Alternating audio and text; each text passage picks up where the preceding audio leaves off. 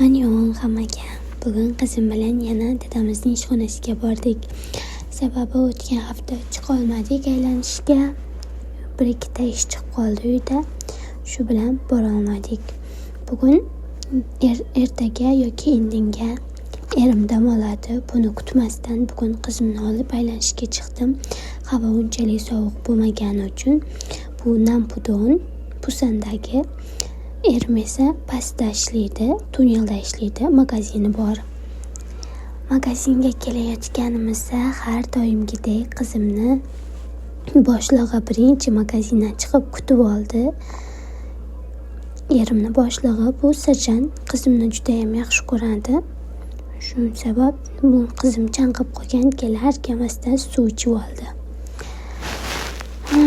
Shunaqa qilib ozgina video tushirib oldim. Men ham magazinga kelib kofe ichib oldim.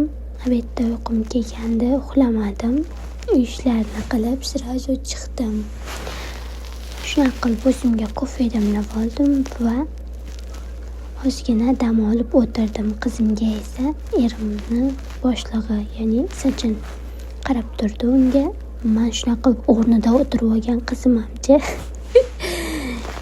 Bu yerda hamma narsaga tegib ko'rish kerak. Davonasiga o'xshagan bu qizim. Kompyuterda o'tirib olgan. Magazinga borib o'zimga dvoyka oldim. Bu esa erimni magazini.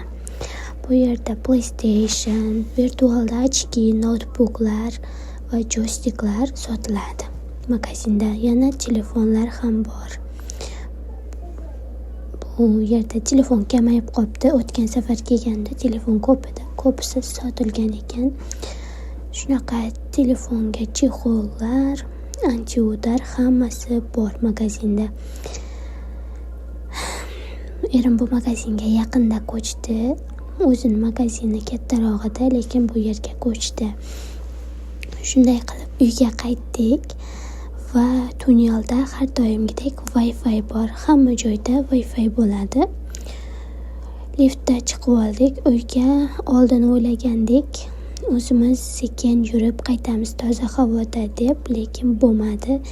Qizimni uyqusi kelib qolgani sabab sirazu mashinada qaytdik uyimizga. Qizim yo'lda uxlab qoldi. Men esa videoga oldim. Xayr.